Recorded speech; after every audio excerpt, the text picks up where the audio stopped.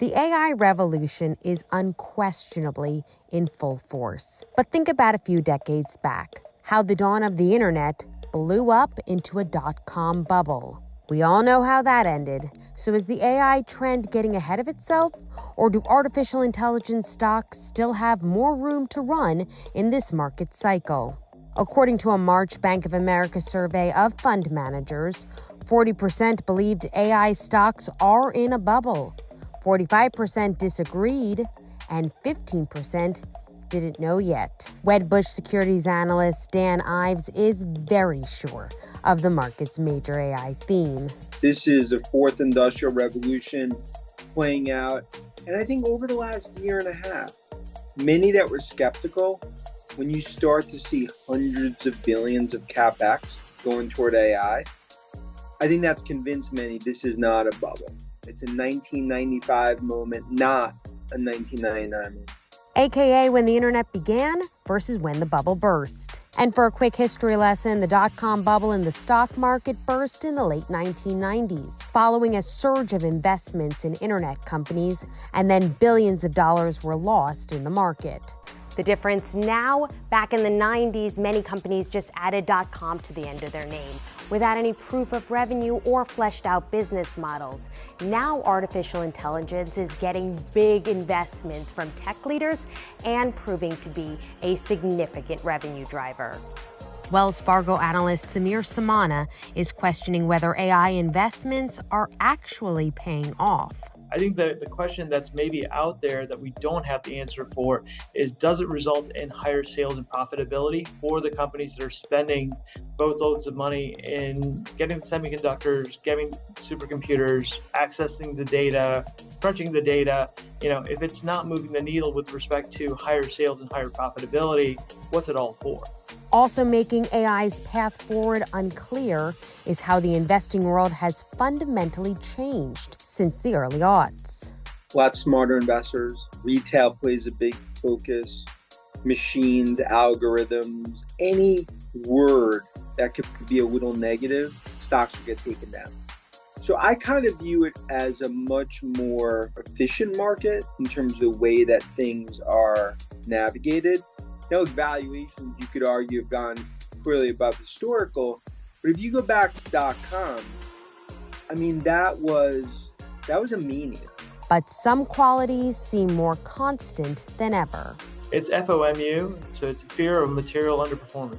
Because nobody wants to miss out when the train is kind of leaving the station.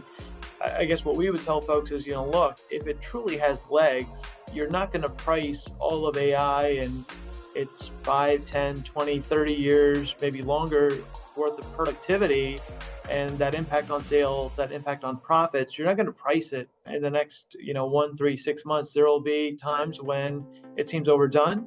There will be times when there's a healthy dose of skepticism. Ives adds, comparing the leaders of the .com era, Cisco, Dell, Microsoft, and Qualcomm, with the leaders of AI does not compare apples to apples from a financial perspective. He's carved out his own Mount Rushmore of AI CEOs. They include NVIDIA's Jensen Huang, Google's Sundar Pichai, Palantir's Alex Karp, and Advanced Micro Devices' Lisa Su. I think Microsoft, when they talk about the AI CapEx Copilot, the massive acceleration they're seeing, seats that are doubling, tripling, as enterprises line up to go toward Copilot, go to Azure, and eventually go to AI deployments. Look at names like Palantir, where basically customers are knocking down the door trying to get into some of these pilots to see what the actual use cases could be as that gets deployed. You look at ServiceNow, and then of course it starts with Godfather of AI, Jensen NVIDIA. That's the best barometer for what demand looks like. They essentially see demand fully sort of baked into the model going into late 2025. How will the broader AI theme play out in the market? Ives says it's like putting together Rubik's Cubes and finding out how different sectors, from hardware to software, will fit in the puzzle. Chips, hardware, does that lead to software? Microsoft shows you where the deployments are, Azure. It shows the use cases. Now, does that go to Palantir? Does that go to ServiceNow? Does it go to Salesforce? Does it go to Dell? It's putting together this puzzle. It's not always going to be smooth.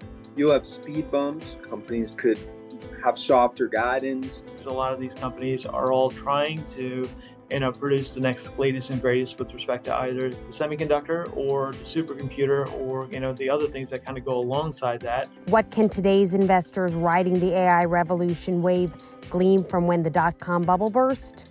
And these things kind of wax and wane. I would argue that when you're hearing a lot about them, it's usually something where not always, but usually it means expectations are running ahead of reality. I'd say it's not getting too caught up with the near-term narrative and seeing forest through the trees. 2, if things structurally change, make sure that that's a reevaluation of the thesis and don't just continue. Don't just sit there on your sort of lounge chair saying it's now playing out, because next thing you know, around the corner, it could be a blind spot. And it's also trying to figure out, like, it's not putting on your sneakers, doing victory laps.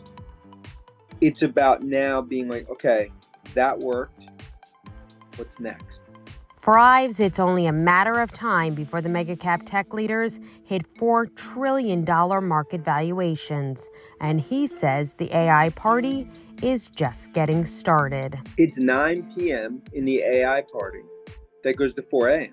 Now, I'm not saying during that period, music doesn't stop. People think police are coming to the party. Like, we're going to go through periods. It's not 100% smooth.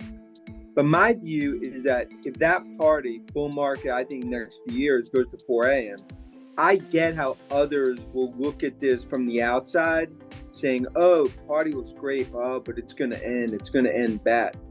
So let them eat ice cream, read a book, go to their hotel room.